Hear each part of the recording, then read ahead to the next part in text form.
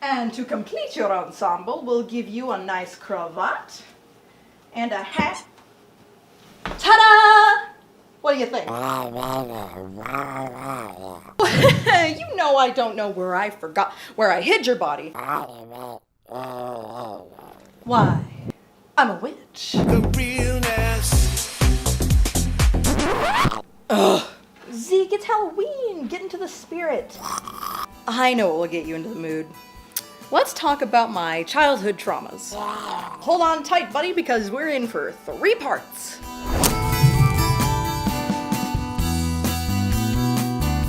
Part 1 is something I remember giving me nightmares for a couple of weeks, actually, although I can't quite remember why. It was honestly probably just my childhood imagination running rampant, saying, "Well, Leviana, it's been a couple of weeks since we've given you about 20 nightmares, or 50 to last you a couple of months or years." Either way, today we're going to be talking about Edgar Allan Poe's The Telltale Heart. I don't know how it is now, but back when I was in old public school, most kids were required to read a bunch of short stories for English class. There we would learn about the most revered writers from back in the day, and through them, we would learn about various writing styles and storytelling techniques, and honestly, pretty much learn how to write in general. The American writer, Edgar Allan Poe, was the subject in some week of October in my 8th grade English class. To start out the lesson, she gave us a brief history on the man himself. Born in 1809, was in the military when he released his first book, married his cousin, things like that. Really, the main thing I took from that particular lesson was the odd nature of his death. On October 3rd, 1849, Poe was found delirious on the streets of Baltimore. He was taken to the Washington Medical College, but was never coherent enough to explain what happened, let alone explain why he was not wearing his own clothes. It was said that he repeatedly called out the name Reynolds the night before he passed on October 7th, 1849. His last words were supposedly, "Lord help my poor soul."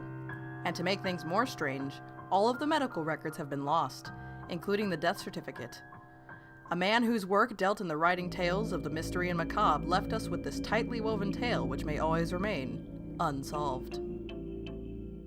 But we're getting a little off topic here. So the routine was, we'd read the short story, and then we'd watch a film adaptation of it, and then we'd talk about it, then end of class.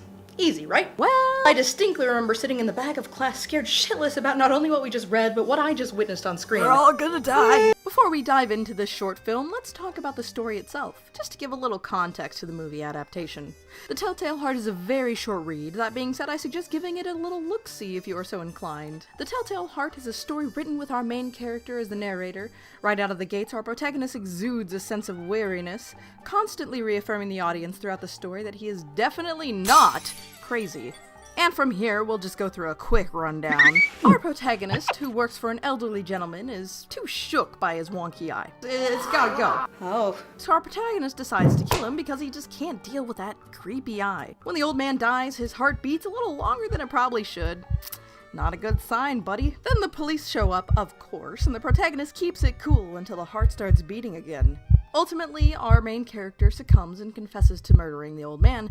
The confession, all thanks to the beating heart only he could hear, serving as a constant reminder of his guilt. Well, that was the short version of a short story. Let's jump into the 1941 film adaptation, shall we? We are introduced with our main character working by himself. A pulsing sound mimicking the beating of a heart indicates a challenger approaching. It's the old man. Not as prominent as you would think, but yeah, it's there.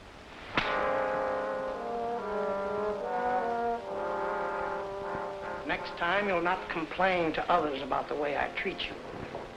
And be glad it was only a slap. You deserved a beating. I'm not going to stand this any longer. Ugh, so much tension built up within the first 4 minutes, just until our protagonist gets that spark of an idea. You'll be dependent on me as long as I live. As he makes little preparations to kill his employer, the old man starts to get rather paranoid. Let's just go for it.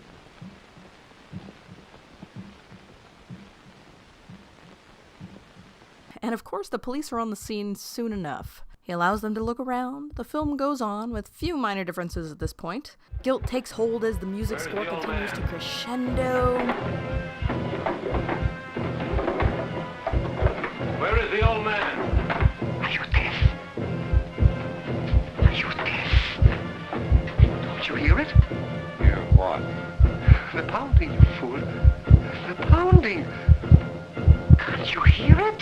Finally losing it, he confesses his secret and the beating stops.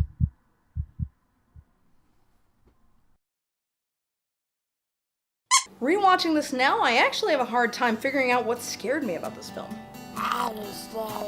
Be thankful you have your eye back, Buster. Well, that's a fair point. Like I said before, I've always had a vivid imagination.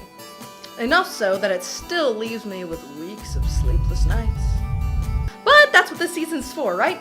Getting spooked! I hope you guys enjoyed that first installment of Childhood Traumas. And while Telltale Heart didn't really deliver on the spooky factor, the next two parts deal with something that has terrified me for a really long time. So be sure to stick around and stay tuned for That Witch Leviana's Childhood Trauma on my channel this Halloween. Be sure to hit the subscribe button and of course tick that notification bell because you know you're not gonna see anything without that. Zeke, did you hear that?